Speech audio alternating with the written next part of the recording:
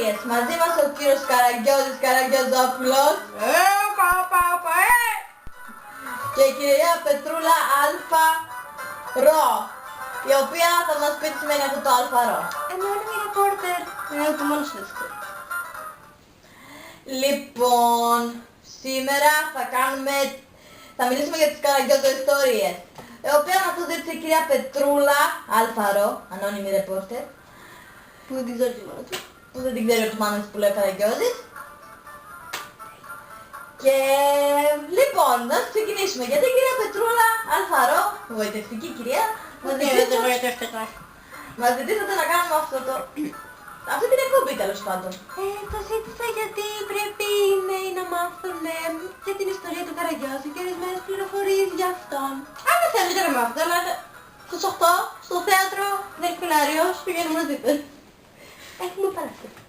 Αχα, οκ, θα το έχεις στο υπόψη μου. Μπράβο, Πετρούλα Αλφα Ρο που δεν σε ξέρει ούτε η μάνα.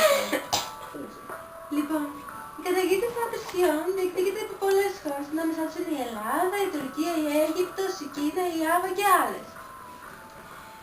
Πολλοί μελετητές υποστηρίζουν ότι το θέατρο σκιών είναι ασιατικής προέλευσης και από εκεί μεταδόθηκε στην Ινδία και μεταφέρθηκε στην Ευρώπη μετά.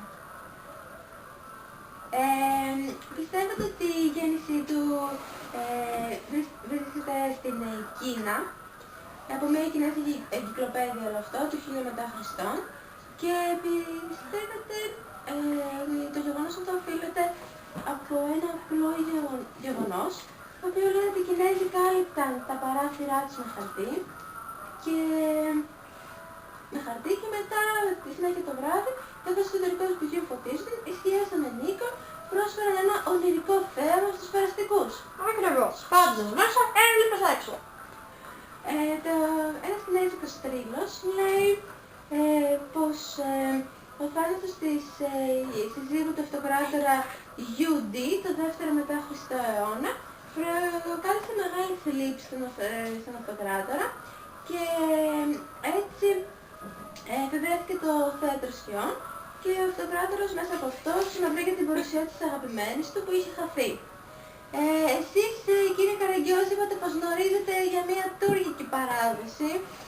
Ακριβώς, η τουρκική παράδοση σου λέει ότι ο Καραγκιόζης ήταν ένας κτίστης. Επειδή τα αστεία του καθεσορούσαν τα έδρα στο τζαμί, ο Σουλτάνος μας σκότωσε, ο Χραν. Ο Χατζιαβάδης που ήταν εργολάβος του έργου, για να διεκράσει το αναχαρημένο Σουλτάνο έφτιαξε έναν χαρτορονένιο Καραγκιόζη και τον αντώνυψε πίσω από έναν φωτισμένο πανί. Τόσο ευχαριστημένος ο Σουλτάνος που έδωσε άδεια στο Χατζιαβάτη να παίρνει τις ιστορίες του Καραγκιόζη, όπου ήθελε και έφτιαξε ένα ωραίο μνημείο στην Προύσα, όπου τον ενταφίεσε με μεγάλες τιμές. Ένα ραδιό. Μια ακόμη παραδοχή λέει ότι ήμουν ένας ταχυδρόμος του αυτοκράτορου Κασιρεντίνου Παδηλόλογου, τον ξέρετε πιστεύω, άμα κάνει ιστορία να είστε καλοί μαθητές. Και ο Χατζιαβάτης ήταν ταχυδρόμος του Σουλτάνου Αλαΐντιν. Αλλά έχω να πω γι' αυτό ότι άμα το πρώτο ίσχυε, εγώ τώρα δεν θα ήμουν εδώ. Οπότε το δεύτερο. Να σας πω την αλήθεια, δεν θυμάμαι το αμνησία, δεν γερά μου πιστεύω. Σωστά Καραγκιόζη. Ωραία, καλά, σωστός ο προβληματισμός. Λέχθηκε πως στην αρχή ο Καραγκιόζης είχε προσκλητικό χαρακτήρα και τα θέματα του ήταν ηθικοδιδακτικά. Βαδίζοντας μετά προς το 16ο αιώνα πλέον έχει διαδοθεί πάρα πολύ στην Οθωμανική Αυτοκρατορία και αποτελεί τη μόνη θεατρική λύση, αφού η μουσουλμανική θρησκεία απαγόρευε το θέατρο με ανθρώπους και απλά την απλή αναπαράσταση κάποιων ανθρώπων. Το κοινό αποτελούνταν μόνο από άντρες, εκτός από κάποιες περιπτώσεις που γίνονταν οι παραστάσεις σε σπίτια και έτσι επέτρεπαν την παρακολούθηση του θέατρου σκιών και στις γυναίκες, σωστά? Ακριβώς. Κοίτα, ήταν ότι η γυναίκα θα ήταν κατώτερο επίπεδο, όπως και τώρα, τώρα είμαστε ανεξάρτητοι, οι γυναίκες και άντρες μαζί. Τότε όμως οι γυναίκες δεν ήταν τόσο υψηλού κάποιου επίπεδου, το χαμηλού και δεν επιτρέπονταν να κοιτάνε παράσταση μαζί με τους άντρες. Σε πιστό επίπεδο γινότανε γιατί τότε δεν φαινόταν ότι οι γυναίκες ήταν εκεί πέρα. Τέλειος.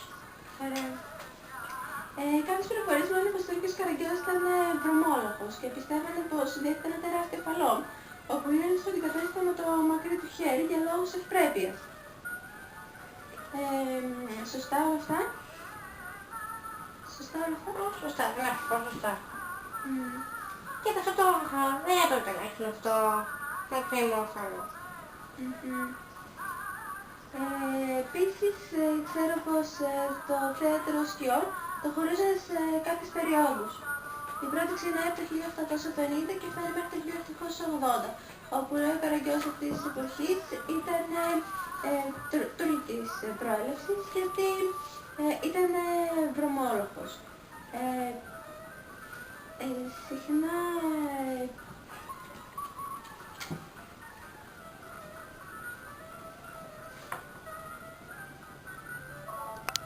και έχει ολοκληρωθεί.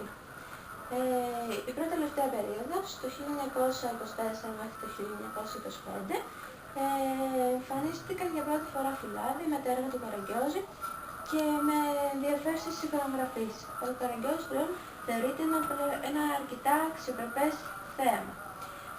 Και η τελευταία περίοδος είναι από το 1940 έως και σήμερα, όπου στη γερμανική κατοχή ο Καραγκιόζης αναλαμβάνει ένα αντιστασιακό ρόλο και εμψυφώνει τον λαό. Γίνεται η μοναδική σπίθα και πιού και με τα ορικά του έργα σκορπά την ελπίδα στους κλαμμένους Έλληνες. Τι έχετε να πείτε εσείς, κύριε Καραγκιόζη, όλα αυτά? Εγώ έχω να πω πολλά, αλλά δεν το θυμάμαι. Έχω να πω ότι γι' αυτό που έλεγες ότι ήμουνα οικείος για αυτούς ήταν γιατί ήξερα τι θέλαν να ακούσουν, γιατί και εγώ ήμουν ένας απλός πολίτης.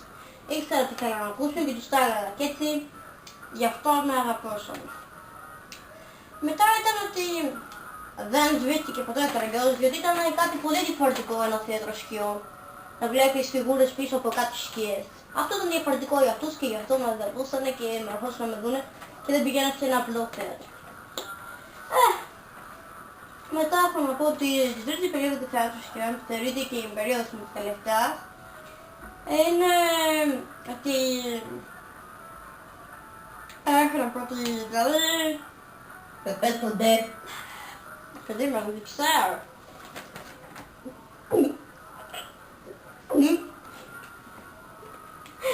Έχω να πω ότι οι περιστάσεις μου δεν θα σβήσουν ποτέ, γιατί ο Καραγκιόζης είναι μέχρι τη ψυχή των μεγάλων, των μικρών και το πιο μικρό και θα μείνει για πάντα. Να. Πολύ ωραία αυτά που λέτε. Εσείς, κύριε Χατζιαβάτη, που εγώ έχω τελειώσει πλέον, έχετε να προσθέσετε τίποτα? Εγώ επειδή κατά τις μέρες είπα να διαβάσω ένα βιβλίο του Καραγκιόζη, κατάλαβα ότι ο Καραγκιόζης αποτελείται το πρωτέλειο πλέασμα δημιουργίας της ελληνικής κωμωδίας. Τι είναι? Ένα πλάσμα. Άρε Καραγκιόζη, θυμάμαι εκείνες τις μέρες που ήμασταν μαζί. Θυμάσαι το Καραγκιόζη το φούρναρι? Πολύ θυμάμαι εκείνο τα κεκάκια, ποτέ δεν φούσκωνα. Γι' αυτό τα φούσκωνες μετά με τρόμπα. Άλλο αυτό. Το γιατρό το θυμάσαι, είχες κάψει καρδιές και καρδιές. Ναι. Χρειαζόμουν μία. Μου έλειπε. Καλά, σαραγώνες σου, φάγαμε, Ναι, γιορτάζαμε ρε, πώς δεν τους θυμάμαι τους αραβώνες μου. Αυτή η γυναίκα μου, η Αγαλαία, τόσο όμορφη που ήταν.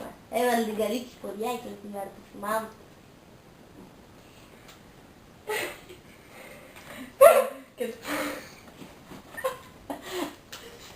Η ποδιά της αυτή που είχε μόνο ένα σκίσιμο εδώ στην άκρη.